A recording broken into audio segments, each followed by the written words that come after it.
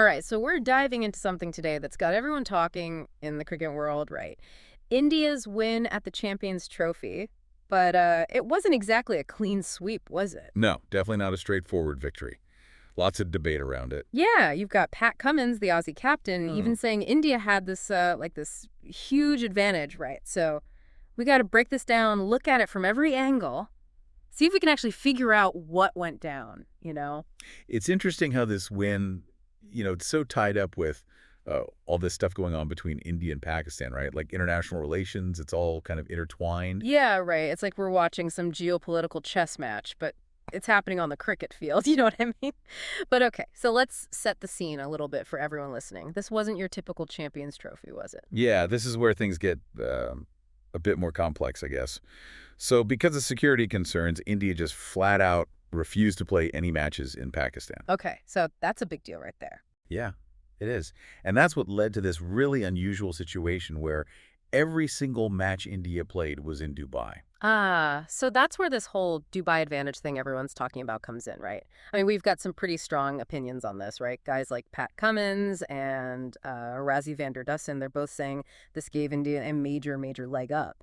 But like, for our listeners who might not be following every detail, can you explain how this advantage actually worked? So it's not just about, like, playing on home turf, right?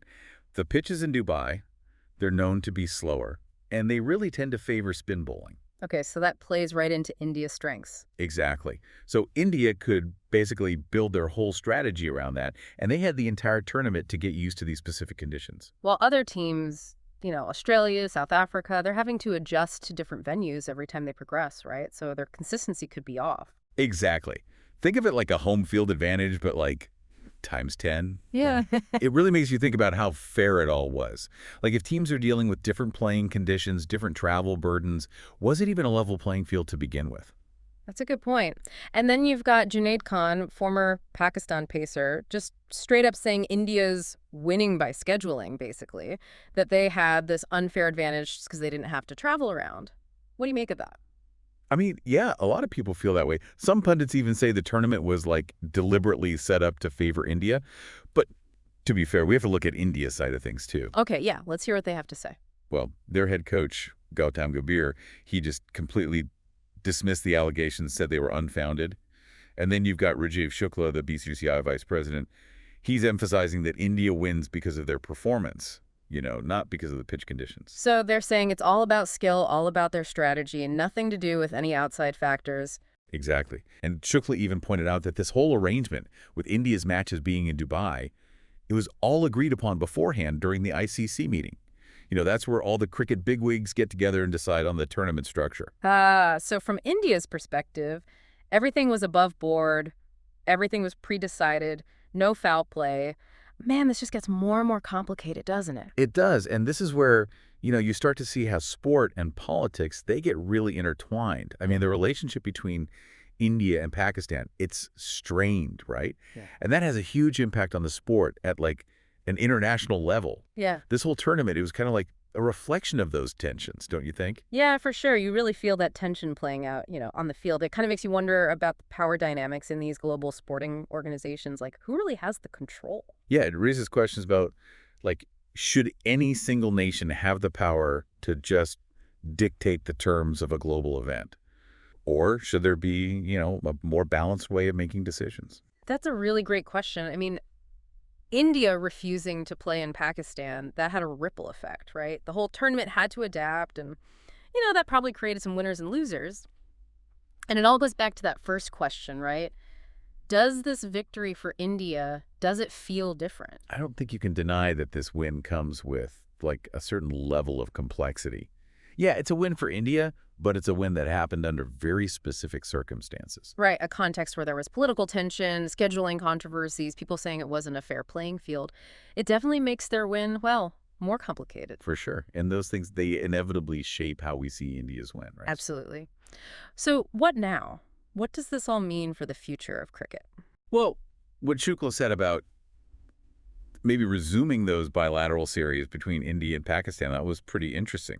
He emphasized that the Indian government has the final say and that any series like that should happen on home soil, not at neutral venues. bilateral series, for people who aren't familiar, it's like a mini tournament between just two nations. So India not doing that with Pakistan, it just adds another layer of tension to this win, wouldn't you say? Definitely. So even the possibility of like future cricket diplomacy is tied to all this complex political stuff. It's like cricket's this high stakes game, both on and off the field. What do you think this means for the sport going forward? I think it's becoming more and more clear that the sport's getting really tied up with geopolitics. These tournaments, the Champions Trophy, it's not just about, athletic skill. It's about national pride. It's about soft power. It's about international relations. Yeah, this Champions Trophy win for India, it's exciting and kind of unsettling at the same time, right? They won, yeah, but how they got there brings up some serious questions about international sports in general. Yeah, and it makes us think about, the ethics, the sporting implications of those decisions made by people at the very top.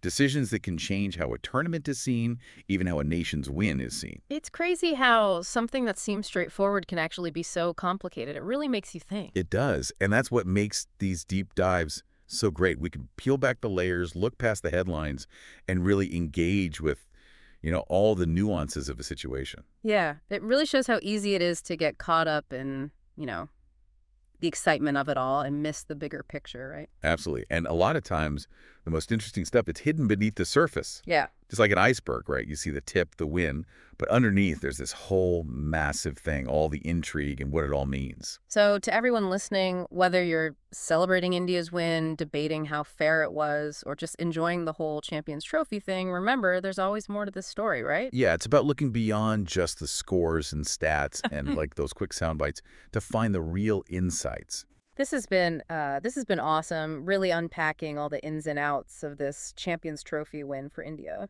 Yeah, we've seen how one win can be about so much. Yeah.